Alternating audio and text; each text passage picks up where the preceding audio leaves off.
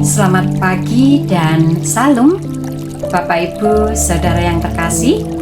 Bertemu kembali dalam renungan pagi hari ini, hari Rabu tanggal 15 Oktober tahun 2025. Kami berharap semuanya dalam keadaan sehat, puji Tuhan. Sebelum kita membaca dan merenungkan firman Tuhan, mari kita menyatukan hati di dalam doa. Mari kita berdoa. Selamat pagi Bapa, kembali kami menghadap-Mu, mengucap syukur atas hari yang baru, serta atas nafas kehidupan yang boleh kami terima di pagi hari ini. Terima kasih pula kami telah diberikan istirahat tidur yang cukup, yang tentunya berguna bagi jiwa raga kami. Ya Bapa, hari ini kami akan menjalani aktivitas dengan penuh sukacita-Mu, dalam kebenaran-Mu dan dalam kekuatan-Mu. Bapa, kami akan melandasi terlebih dahulu dengan firman-Mu. Terangi hati kami agar firman Tuhan yang akan kami dengarkan bersama sungguh menjadi kekuatan bagi kami. Berfirmanlah Tuhan, kami mendengarkan. Amin. Firman Tuhan pada pagi hari ini terambil dari 2 Raja-Raja pasal 15 ayat 1 sampai dengan 7. 2 Raja-Raja pasal 15 ayat 1 sampai dengan 7. Saya akan membacakan ayat yang keempat. Demikian firman Tuhan. Namun demikian, bukit-bukit pengorbanan tidaklah dijauhkan. Bangsa itu masih mempersembahkan dan membakar korban di bukit-bukit itu. Amin.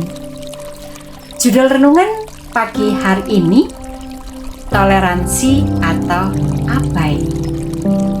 Bapak Ibu Saudara yang dikasihi Tuhan, disebutkan Raja Azarya, anak Amasya, Raja Yehuda, berlaku benar sebagaimana ayahnya. Namun, dalam kebenarannya masih memberikan kesempatan kepada bangsanya menyembah berhala. Raja Azarya yang punya kewenangan mutlak merasa hidup bangsanya belum sepenuhnya sampai pada penataan hidup secara rohani. Ia seorang yang berwenang, mestinya bisa membawa kebenaran baik secara sosial maupun spiritual. Namun pada kenyataannya ia masih membiarkan bangsanya pada penyembahan berhala. Mungkinkah Azarya bermaksud toleransi kepada mereka yang beda keyakinan? Ataukah ia sengaja abai dengan dalih bahwa kepercayaan adalah hak asasi manusia? Bapak Ibu Saudara yang terkasih, memang dalam kisah ini sangat tipis untuk membedakan manakah itu toleransi dan manakah itu hanya semata-mata tidak peduli atau abai. Tetapi kita yakin bahwa tindakan Azarya tersebut bukan toleransi, melainkan abai. Mengapa? Ini karena bangsa Yehuda sudah jelas sebagai bangsa pilihan milik Allah, dan ia sudah diyakini. Kini mengapa masih harus menyembah ilah lain? Bukankah ini jelas-jelas sebagai pelanggaran?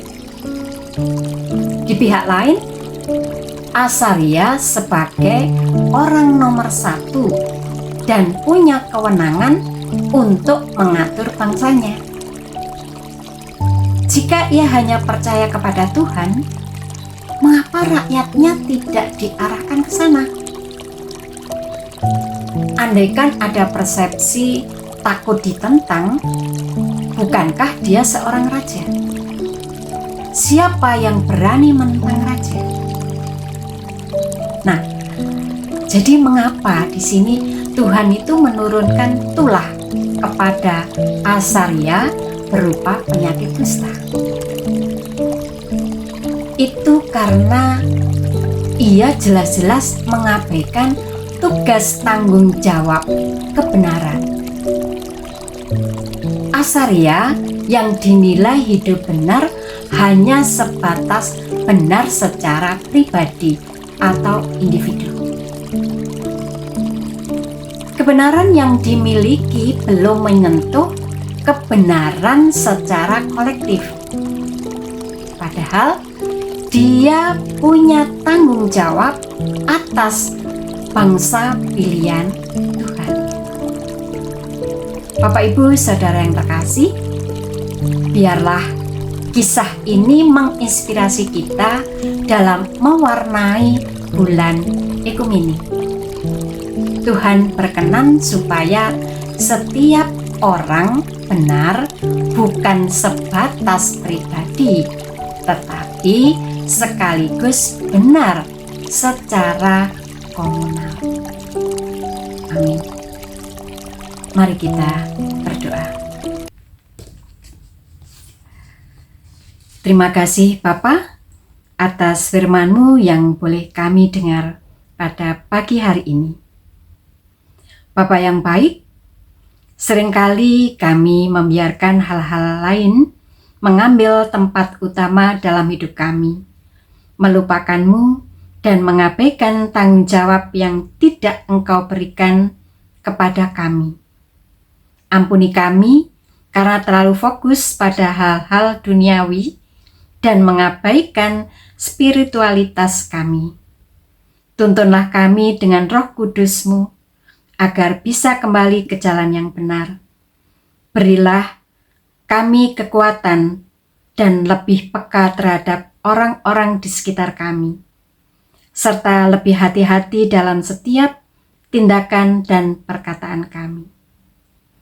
Bapa, dengan hati yang penuh harap, kami memohon untuk Bapak Ibu yang saat ini mengalami sakit atau dalam pemulihan, seperti Ibu Eti Pantong, Ibu Mulrianto, Ibu Watinem, Ibu Nini Suyoso, Ibu Ruth, Ibu Oni Sriatun, Bapak Sabar Panjaitan, Bapak Dwi Sasono, dan yang tak bisa kami sebutkan satu persatu.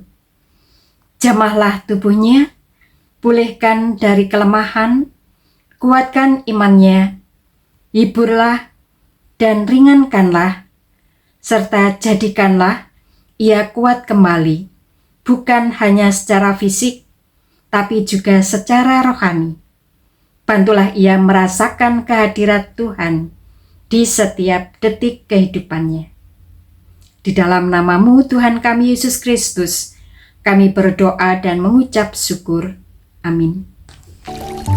Bapak Ibu Saudara yang terkasih, mari kita sambut dengan kita memuji Kidung Jemaat nomor 432, bait 1 dan 2. Jika padamu ditanyakan.